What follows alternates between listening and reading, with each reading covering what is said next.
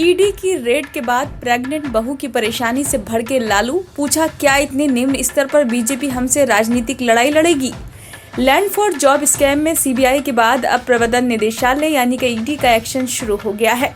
वहीं RJD supremo Lalu Prasad Yadav Delhi NCR में बेटे तेजस्वी यादव के साथ बेटियों चंदा, हेमा और रागिनी की यहां हुई ईडी की छापेमारी को लेकर बेहद गुस्से में है।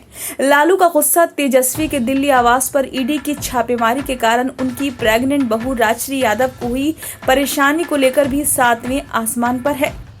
ईडी की रेड के बाद लालू ने ट्वीट किया कि हमने आपातकाल का काला दौर भी देखा है और हमने वो लड़ाई भी लड़ी थी। आधारहीन प्रतिशोधात्मक मामलों में आज मेरी बेटियों, नन्हे मुन्ने नातियों और गर्भवती पुत्रवधू को भाजपाई ईडी ने 15 घंटों से बैठा रखा है। क्या इतने निम्न स्तर पर उतरकर बीजेपी हमसे राजनीतिक लड़ाई लड़ेगी? लालू बोले, बीजेपी और आरएसएस के सामने नहीं झुकेंगे। लालू यादव ने ऐलान किया कि बीजेपी और आरएसएस के खिलाफ उनकी वैचारिक लड़ाई जारी रहेगी और उनके परिवार का कोई भी सदस्य भाजपा की राजनीति के आगे नहीं झुकेगा।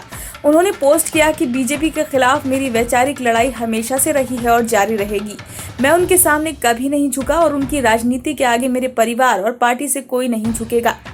लालू की बेटी रोहिणी ने जताई नाराजगी।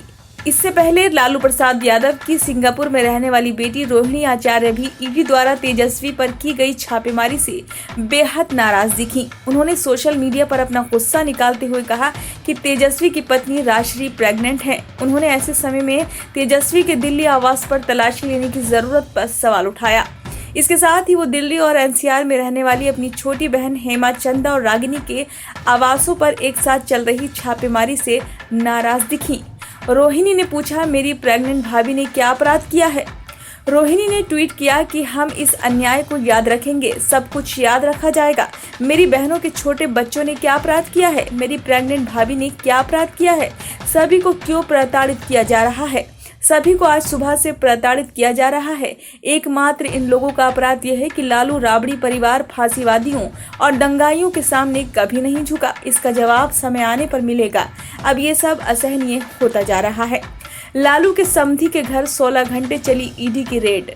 वहीं गाजियाबाद में लालू के समधी के घर 16 घंटे तक ईडी की रेड चली। रेड के दौरान कुछ दस्तावेज समेत कई चीजें लेकर ईडी की टीम बाहर निकल आई। रेड सुबह तकरीबन 8:30 बजे से लेकर शुरू हुई और देर रात 12:30 बजे तक चली। लालू के रिश्तेदार जितेंद्र यादव के घर ईडी की टीम पहुंची थी। ईडी की टीम जब रेड के बाद बाहर निकली तो अफसरों के हाथ में कागजात समेत कई चीजें थी। माना जा रहा है कि रेड के दौरान कुछ दस्तावेज भी जब्त किए गए हैं।